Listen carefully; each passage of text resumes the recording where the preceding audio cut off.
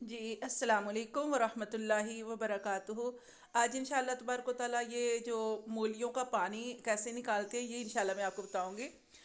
मेरे पास मूलियाँ पड़ी हुई थी, आज मुझे इस्तेमाल भी नहीं करनी थी। और मैं सोच रही थी कि ये ख़राब भी ना हो जाए क्योंकि कुछ दिनों से पड़ी थी।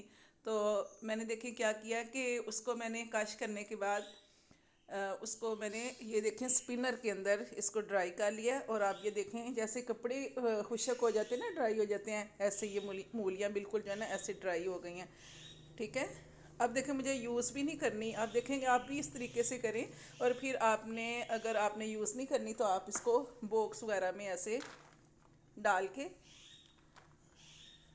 तो इसको आप अच्छे से पैक कर सकते हैं। और आप जब आपने जितनी यूज़ करनी है, जैसे आपने 2 रोटियां बनानी है, 3 रोटियां बनानी है, तो फिर आप उसको निकाल लें। और निकालने के बाद आप इसमें वो जो मसाला वगैरह जो भी नमक मिर्च डालते हैं वो डाल के रोटियां